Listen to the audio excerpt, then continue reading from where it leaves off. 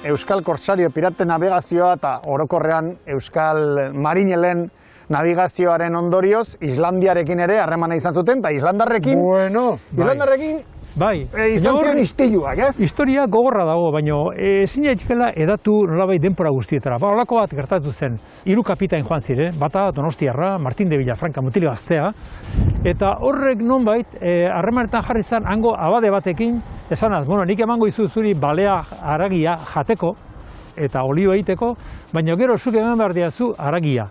Eta nunbait, abadeak ez zuen betetzen, eta Martin de Villafranca, zuk ez duela betetzen, eta orduan eraso zion, eta lepoa moztuko zioralako baten. Hori ez zen ondo etorri, eta orduan, nola Islandia Danimarkako erregiaren azpian zegoen, eta interesak zeuden, hango nolabait ordezkariak, zan zuen, guk, baimena ematen dugu, ze gertatu da jakinda, eskualdunak hiltzeko. Eta Euskaldun pilatxoa, tartean Martin de Villafranca hori han bukatu zen.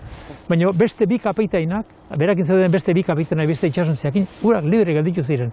Orduan esan zen nolabait kastigu bat, baina eman ziotela berari bereziki, ustez, era txarrakin ibiltzalako eta abadeai nolabait pixkate eraso ziolako. Horrek momentukoa da, gaur egun lasai joan zeintezke gura egitara, Bai, uste dut legea bertan bera utzi dutela, duela urte batzuk bertan bera utzi zuten. Euskaldunak hila 7 urte. Bai, 7 urte. Arrezkero intzuten nolabait izarmen bat, eta hango erregeen kontuak, eta lokuak, eta hemengo diputatu orokorra joan zen, eta pakeak egin zituzten, eta harremana ziur aski oso onak dira, gaur egun, baina mendeak pasata gero.